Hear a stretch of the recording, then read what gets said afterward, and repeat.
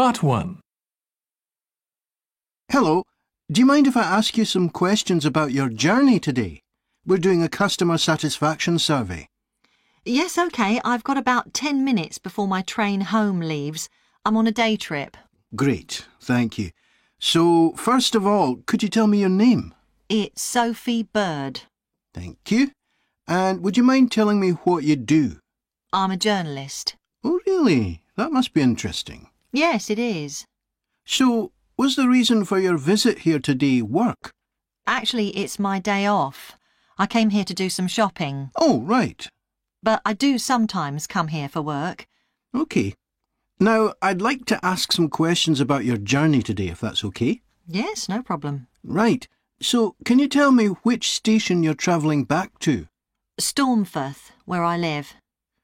Can I just check the spelling? Staunfirth?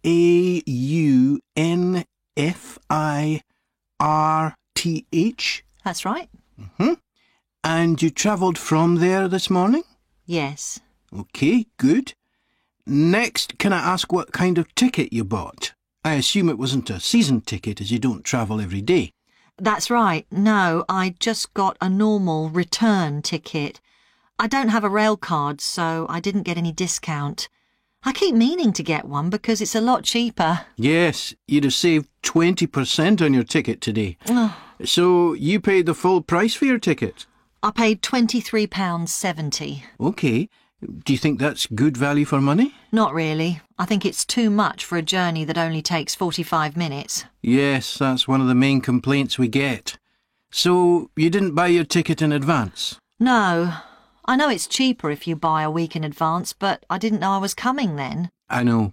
You can't always plan ahead. So, did you buy it this morning? No, it was yesterday. Right. And do you usually buy your tickets at the station? Well, I do usually, but the ticket office closes early and I hate using ticket machines. I think ticket offices should be open for longer hours. There's always a queue for the machines and they're often out of order. A lot of customers are saying the same thing. So, to answer your question, I got an e-ticket online. OK, thank you. Now, I'd like to ask you about your satisfaction with your journey. So what would you say you were most satisfied with today? Well, I like the Wi-Fi on the train. It's improved a lot. It makes it easier for me to work if I want to. That's the first time today anyone's mentioned that. Oh. It's good to get some positive feedback on that. And is there anything you weren't satisfied with? Well, normally the trains run on time and are pretty reliable, but today there was a delay. The train was about 15 minutes behind schedule. OK, I'll put that down. Now, I'd also like to ask about the facilities at the station. You've probably noticed that the whole station's been upgraded. What are you most satisfied with? I think the best thing is that they've improved the amount of information about train times, etc. that's given to passengers. It's much clearer. Before, there was only one board and I couldn't always see it properly, which was frustrating. That's good. And is there anything you're not satisfied with? Let's see. I think things have generally improved a lot. The trains are much more modern and I like the new cafe. But one thing is that there aren't enough places to sit down, especially on the platforms. OK. So I'll put seating down, shall I, as the thing you're least satisfied with? Yes, OK. Can I ask your opinion about some of the other facilities? We'd like feedback on whether people are satisfied, dissatisfied, or neither satisfied nor dissatisfied. OK. What about the parking at the station? Well, to be honest, I don't really have an opinion, as I never use it. So neither satisfied nor dissatisfied for that, then? Yes, I suppose so. OK, and what about the... Part 2. As chair of the Town Council Subcommittee on Park Facilities, I'd like to bring you up to date on some of the changes that have been made recently to the Croft Valley Park. So if you could just take a look at the map I handed out, let's begin with a general overview. So, the basic arrangement of the park hasn't changed. It still has 2 gates, north and south, and a lake in the middle. The cafe continues to serve an assortment of drinks and snacks, and is still in the same place, looking out over the lake and next to the old museum. We're hoping to change the location of the toilets and bring them nearer to the centre of the park, as they're a bit out of the way at present, near the adventure playground, in the corner of your map. The formal gardens have been replanted and should be at their best in a month or 2. They used to be behind the old museum, but we've now used the space near the south gate, between the park boundary and the path that goes past the lake towards the old museum. We have a new outdoor gym for adults and children, which is already proving very popular. It's by the glass houses, just to the right of the path from the south gate. You have to look for it, as it's a bit hidden in the trees.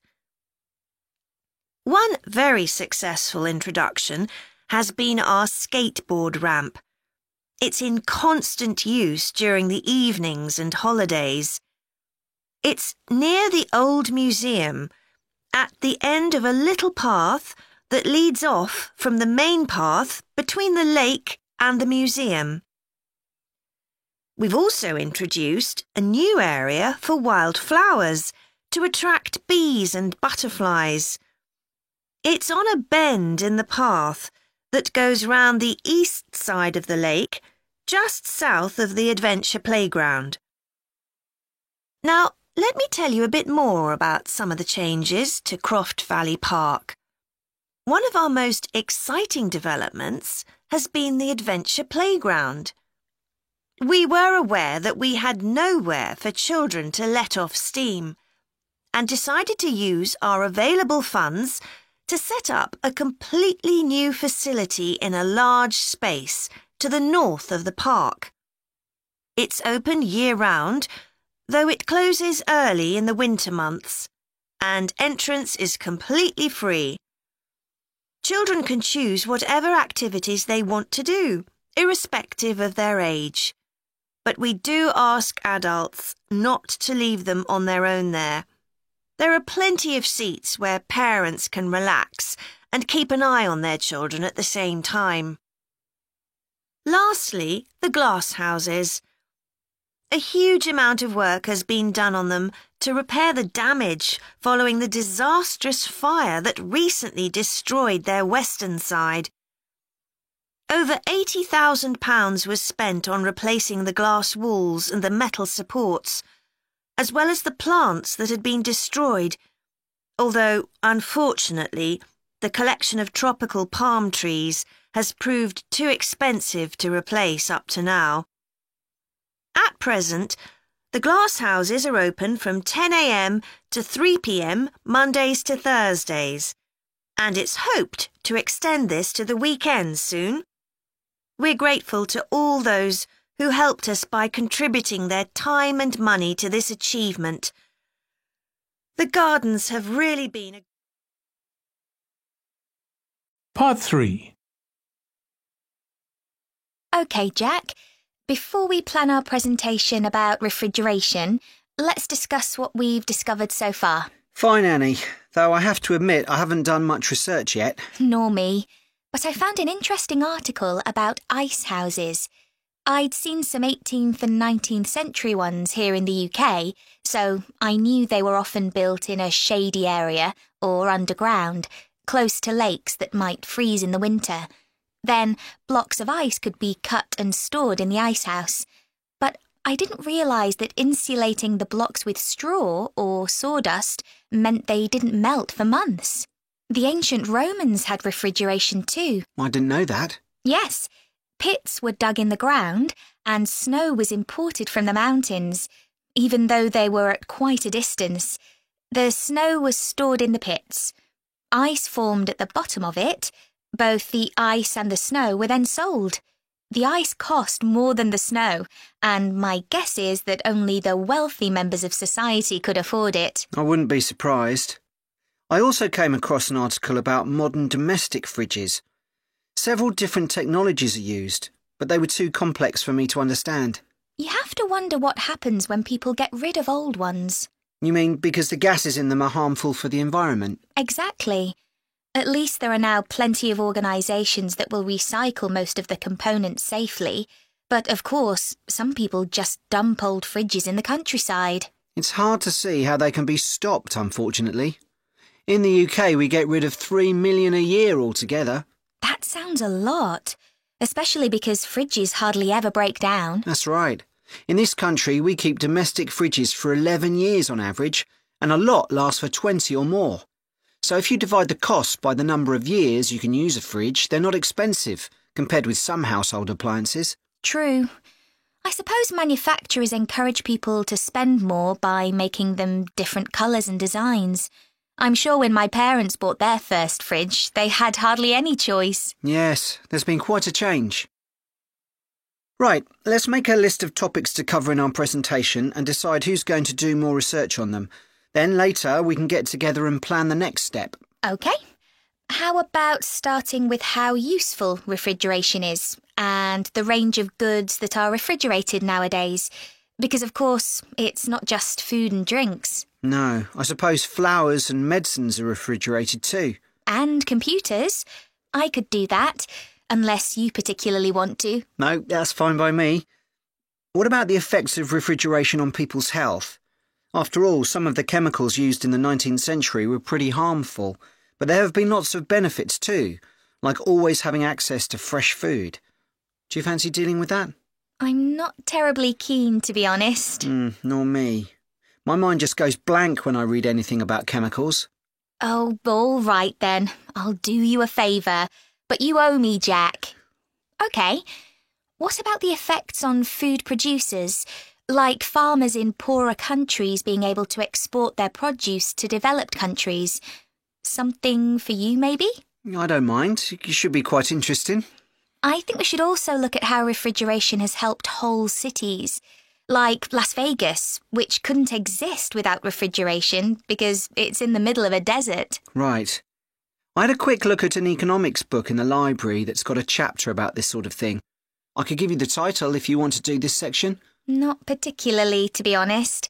I find economics books pretty heavy going as a rule. OK, leave it to me then. Thanks. Then there's transport and the difference that refrigerated trucks have made. I wouldn't mind having a go at that. Don't forget trains too. I read something about milk and butter being transported in refrigerated railroad cars in the USA right back in the 1840s. I hadn't thought of trains. Thanks. Shall we have a separate section on domestic fridges? After all, they're something everyone's familiar with. What about splitting it into two? You could investigate 19th and 20th century fridges, and I'll concentrate on what's available these days, and how manufacturers differentiate their products from those of their competitors. OK, that'd suit me. Part 4. Hi everyone. In this session, I'll be presenting my research about the social history of Britain during the Industrial Revolution. I particularly looked at how ordinary lives were affected by changes that happened at that time. This was a time that saw the beginning of a new phenomenon, consumerism, where buying and selling goods became a major part of ordinary people's lives. In fact, it was in the 19th century that the quantity and quality of people's possessions was used as an indication of the wealth of the country. Before this, the vast majority of people had very few possessions, but all that was changed by the Industrial Revolution. This was the era from the mid-18th to the late 19th century, when improvements in how goods were made, as well as in technology, triggered massive social changes that transformed life for just about everybody in several key areas. First, let's look at manufacturing.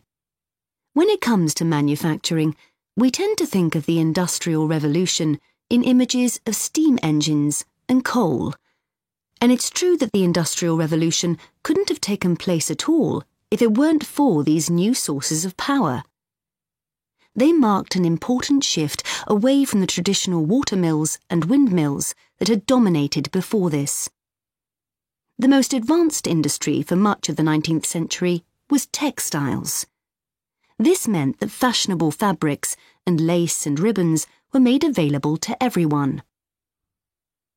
Before the Industrial Revolution, most people made goods to sell in small workshops, often in their own homes. But enormous new machines were now being created that could produce the goods faster and on a larger scale, and these required a lot more space. So large factories were built, replacing the workshops and forcing workers to travel to work. In fact, large numbers of people migrated from villages into towns as a result. As well as manufacturing, there were new technologies in transport, contributing to the growth of consumerism. The horse-drawn stagecoaches and carts of the 18th century, which carried very few people and goods and travelled slowly along poorly surfaced roads, were gradually replaced by the numerous canals that were constructed. These were particularly important for the transportation of goods. The canals gradually fell out of use, though, as railways were developed, becoming the main way of moving goods and people from one end of the country to the other. And the goods they moved weren't just coal, iron, clothes, and so on.